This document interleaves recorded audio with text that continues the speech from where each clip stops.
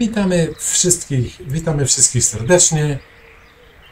Wuja Rybol, pan Zdzisiu i pan Jurek. Pan Zdzisiu i pan Jurek. Tu widzicie pana Zdzisia z takim ładnym okonkiem, ciemny, ładny okonek złapany w głębokim jeziorze, ale o czym dzisiaj chciałem wam poopowiedzieć? O dwóch przypadkach takich, że te butospodnie, potocznie nazywa się też woderami, chociaż wodery mówią, że wodery to są te gumowe, długie buty. Pojojki do jojek mówią, że to są wodery. Niektórzy mówią, że te butospodnie, kalesony, gumowe kalesony, kalesraki, jak zwał, tak zwał. Tak o tym właśnie mówią. Dzisiaj chciałem wam powiedzieć, jakie miałem dwa przypadki, przez które właśnie te, co widzicie tutaj, te butospodnie, przez te butospodnie bym mógł się utopić. Tak jak widzicie tam, miałem gdzieś filmik z tego jeziora, ale to na starym koncie mi znikł. Znaczy znikł, no gdzieś nie dopilnowałem, nie mogę go teraz znaleźć. W każdym razie chciałem wam opowiedzieć, jak niebezpieczne mogą być tego typu buciory, butospodnie, albo po prostu moja głupota, raczej moja głupota. Także do brzegu opowiadam wam, co się stało. Byłem sobie właśnie na rybach i byłem ze spinningiem. Ten okonek, co tutaj widzicie, też jest złowiony na spinning. Było piękne jezioro, zaraz wam wszystko wyrysuję. Pójdziemy do studia i w studio wam wszystko ładnie wyrysuję i opowiem, o co tam dokładnie z tym chodziło. Powiem wam, że ledwo co się dało mi stamtąd wydostać. Także przechodzimy do studia. Ja zaraz wam tutaj wyślimaczę, o co mi chodzi. Tutaj mamy brzeg, spadek i spadek do dna taki. Tutaj mamy lustro wody. Tutaj na tej linii, dajmy na to, to są trzciny. One są w prawo i w lewo. I zobaczcie, te trzciny dochodziły prawie tutaj do tej krawędzi. Do tej krawędzi było trzcinowisko. Tutaj sobie rosły takie ładne trzcinki. I tutaj przy tych trzcinkach żerowały sobie szczupaki i okonie. Tutaj głębokość była jakieś 1,5 metra, dajmy na to. Tak, nawet nie. Dajmy na to, że tu było metr. Tu było metr, gdzieś było po jakieś jojki, dajmy na to 1 metr. 1 metr tutaj było. Żeby było ładnie, zrobimy 1 metr. 1 metr, no i tutaj przepaść jakieś 5 metrów. Narysowałem ładne 5? No, to o to chodzi. I ja sobie wezmę czerwonego. Jak to wędkarz, oczywiście łaziłem sobie z wędką w tych buciorach. Sobie tutaj tuptałem. Proszę bardzo, ja sobie tutaj tuptałem, łowiłem sobie ryby. Tutaj już był krótki tułów, to szybko głowa i tutaj głowa, czapka,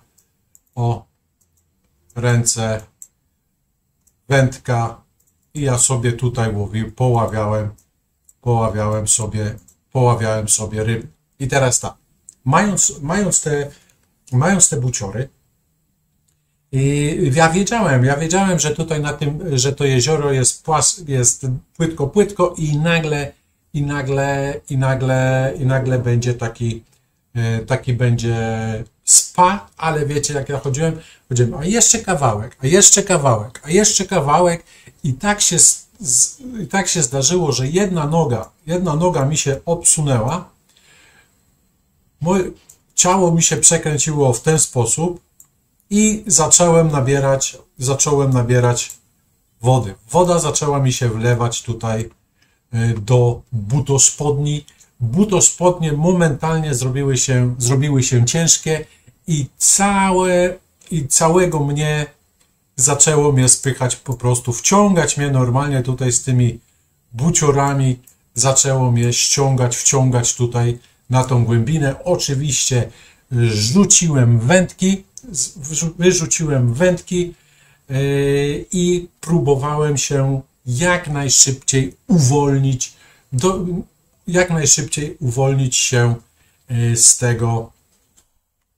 z tej pułapki.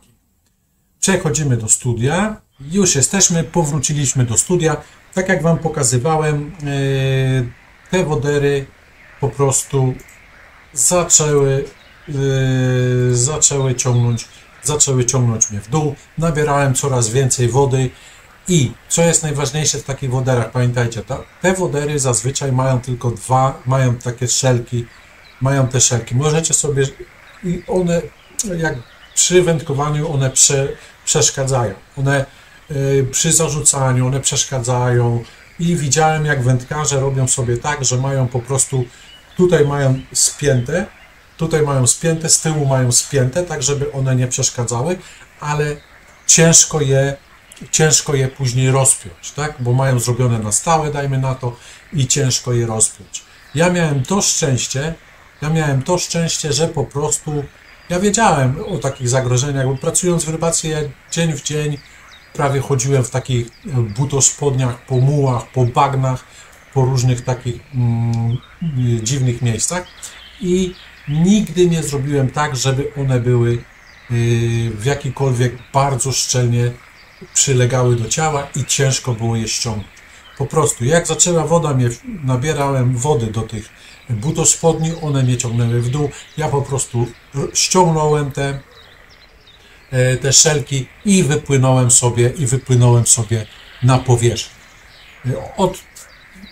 Odpocząłem sobie, wyszedłem na tą płyciznę, odpocząłem sobie chwilkę i wtedy poszukałem sprzętu.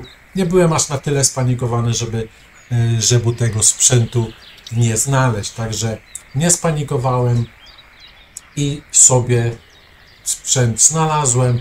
Później wynurkowałem sobie te wodery. No wodery, potocznie mówi się na to wodery, a dokładnie to są butospodnie, bo wodery są pod jojki. Pamiętajcie, że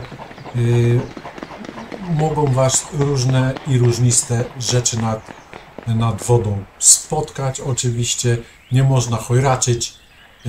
Ja pod lód też się kiedyś dostałem, ale to opowiem Wam w przyszłych odcinkach. Także pamiętajcie, że bardzo dobre są wodery, butospodnie, bardzo dobra ochrona przed, dajmy na to, jak się gdzieś przedzieracie przed jakimiś kolcowymi, ale można je podrzeć, nie? Ja miałem akurat takie mocne, ja miałem rybackie takie, no i te, co tam widać, też były dosyć mocne, miałem je parę ładnych lat i później na końcu je odsprzedałem. W każdym bądź razie pamiętajcie, że w woderach jest bezpiecznie, jak z głową się ich używa, tak? Ja popełniłem błąd, chciałem jeszcze kawałek, zrobiłem rzut, przegięło mnie, zacząłem nabierać wody, już straciłem równowagę i po prostu wciągało mnie na dół, na tą głębinę. Wyrwałem się, wyskoczyłem i jestem. Przestrzegam Was, pamiętajcie, że nad wodą trzeba zawsze używać mózgu. Ryba nie jest warta tego, żeby się utopić. Pozdrawiam Was serdecznie i zapraszam na następne odcinki. Trzymajcie się ciepło i takiej ryby. Do zobaczenia.